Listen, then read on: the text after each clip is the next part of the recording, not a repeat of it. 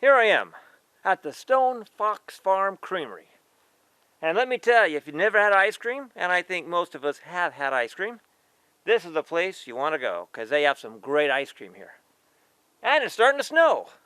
And I just came from a sunny location, so I don't have my coat with me.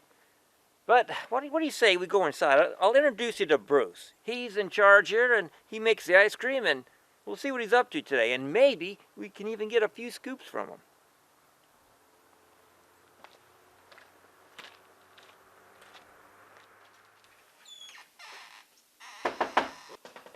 Come in. Hey, Bruce. Hi. Hey, what's happening? I thought I'd come by. Talk to you here. Ice cream. I love ice cream. Hey, Bruce. Hey, Sheriff. How you doing? I'm doing well, thanks. That's good. Let me put that right here. Hey, everybody, I would like to introduce you to Bruce Chamberlain. Bruce and his wife, Kathy, they are the owners of the Stone Fox Farm Creamery, and they make a very good ice cream. Isn't that right, Bruce? It is. You see? Right out of the horse's mouth. Yeah, you know, I happened to be in the area and, well, not really. Had a kind of a hankering for ice cream, so I kind of deliberately came by. Well, you came to the right place. Yeah, see if you're doing anything, different today. Are you for working on ice cream today, or do you have any new flavors, maybe? Not today we don't, but we have been working on some ice cream. So you are making ice cream today? We are. Well, your ice cream is so creamy, and I kind of was trying to figure out, why is this ice cream so creamy? I think it might have something to do with your milk, since that is the basis for the ice cream. Where do you get your milk from? We buy our milk locally, as we do our cream as well. But our milk comes from the Hilltop Farm here in Monroe. It's run by Jack Hill.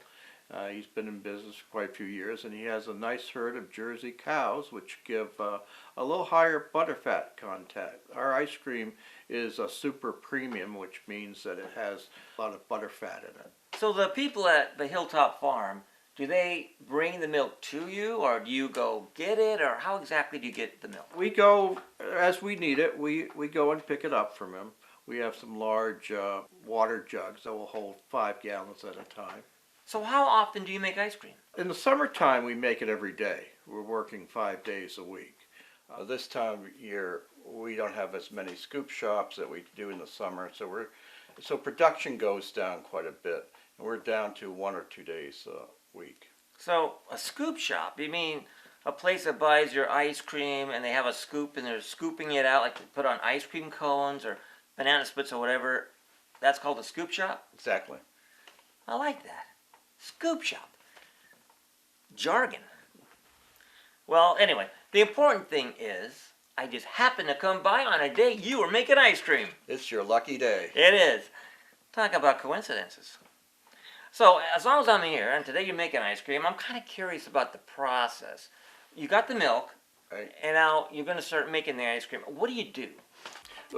We have a pasteurizer and a mixer. It will hold about 15 gallons, and we put in the milk, we add the cream and the sugar, and then we have stabilizers that we add as well, emulsifiers, some skim milk powder and stuff of that sort that goes in there. And when we mix it all up, it takes about 45 minutes to mix it up and heat it up to a point where it kills most of the bacteria that's in it.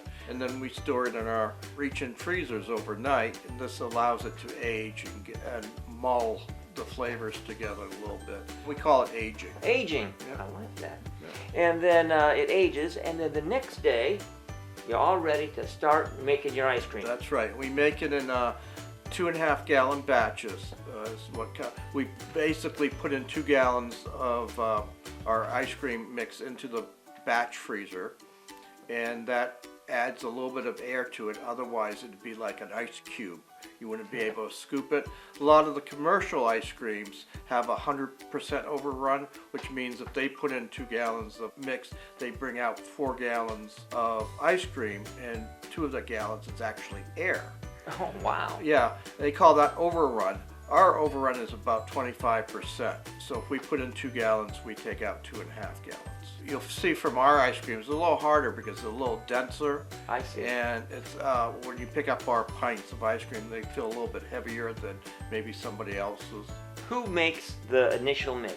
I do. I make the mix the day before, and then the next day, Colleen, our ice cream maker, puts it all together with the flavoring and makes the ice cream. So what ice cream flavors did you make today? We made vanilla, strawberry, ginger, and coconut. Coconut. Well, that sounds great. No caramel? And we made salted caramel. Salted caramel. Yeah. I like them both, regular caramel and salted caramel. Okay, so she makes the ice cream from the mix that you did Right. made the night before, and she gets all ready to make, let's say, vanilla, Right. as an example. Mhm.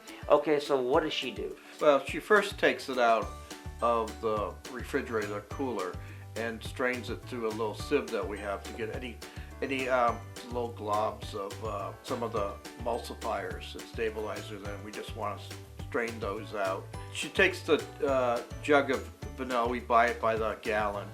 It's a Madagascar bourbon vanilla that we get, and it's a double X, which means that it's twice the concentration of a single X, obviously. Vanilla you buy in the store, for instance, would be Right. a single X. And then she adds the proper amount of vanilla to the mix to make it flavorful.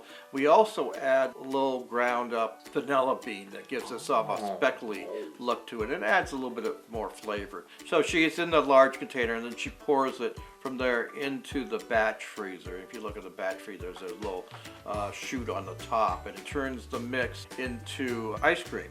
It adds a little bit of air, the 25%, and it comes out looking like soft serve. Well, how long do you know how to keep it in the machine? Well, a lot of times from experience, you can just look in and tell whether it's done or not. You don't want it too firm, and obviously you don't want it too liquidy either. It needs to be a certain consistency.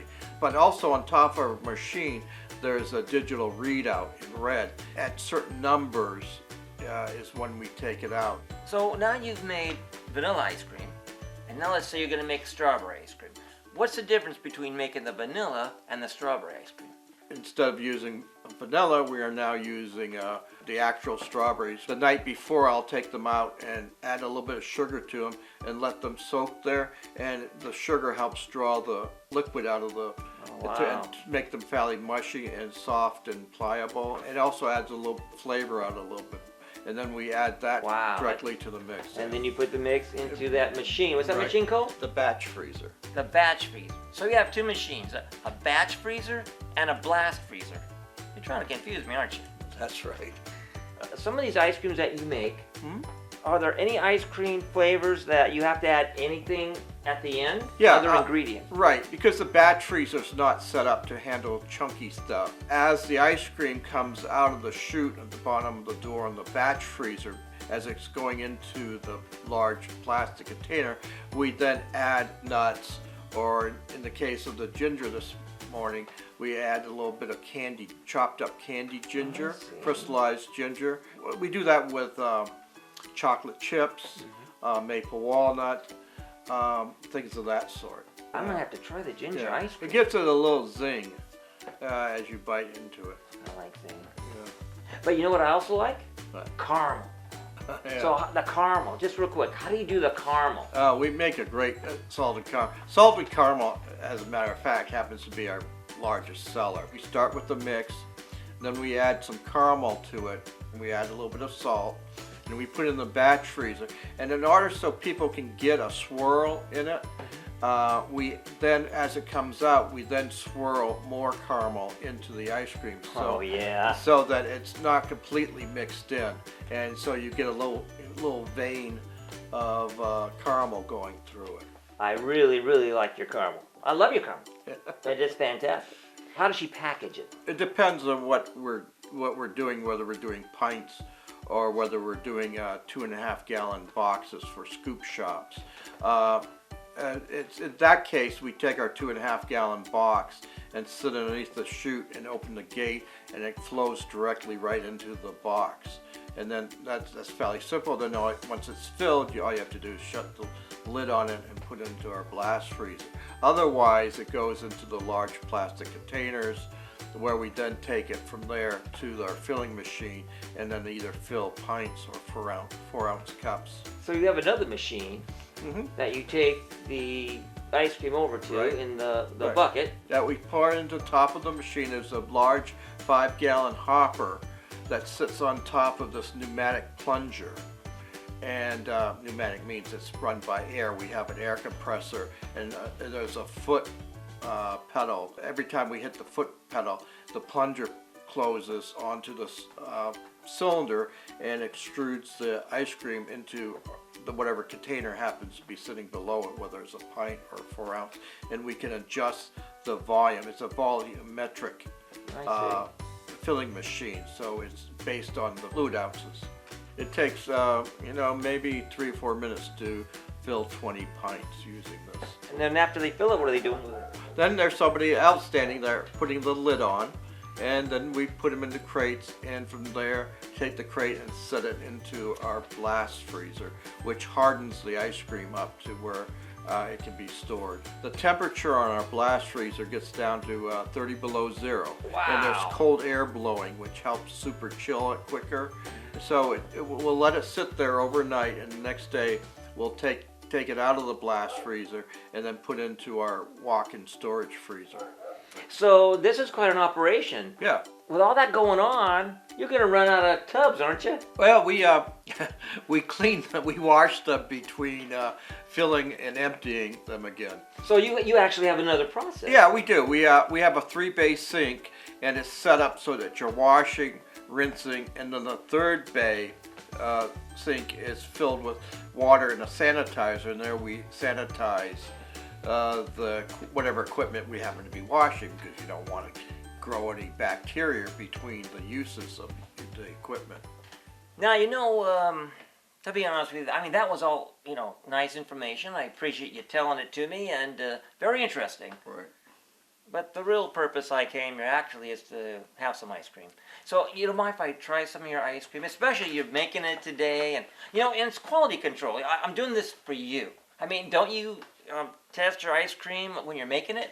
Oh, absolutely. One of the benefits of working for us is that you get to try all the ice cream you want as it's being made, just to make sure it's good. Well, if you ever need help, come summer when you're making a lot more ice cream, then you know where to find me. In the world of the magical couch. That's right. Oh yeah, whatever. So, ice cream, you got any? Oh, I just happen to have a couple of cups right here. Just happens to have a couple. Here's some strawberry for you. Strawberry, I love And strawberry. I've got coconut. Okay, how about a spoon? You got a spoon? Yeah, handy? actually, if you open the lid here, Yeah. whoops, Whoa! yeah, you've got a spoon. A spoon. Everybody can see that? Look at that. We got a spoon going on here. All right. Awesome. Well, go ahead. Open up your. What do you got? You don't have a spoon. Well, show them no spoon. No You can. It's Well, just a minute. Here. There you go. Okay, great. We share here. That's right. Something All right, must here be we go. wrong with Oh, our look at machine. that. I love strawberry ice cream. Let's try this. Oh, look at that. That's nice. Look at that. And he's messy. That's why he has the coat on, by the way. Because he's messy.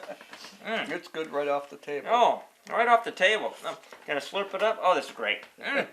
Oh, creamy. You can't call anything an ice cream if it has less than 10% butterfat in it. Gelato is less than 10%, so that's why they don't call it ice cream. I see. You have a range of, say, 10 to 12, 10 to 14, which is your normal ice cream. Then at about 16, it becomes premium. And then around 18, it becomes super premium. And this is super premium. Wow, this is the creamiest, most wonderful ice cream. It is. Oh, this is really good. Huh. Want to try mine? Try it. Okay. Oh, there you go. Good stuff. Oh, yeah. Don't double dip.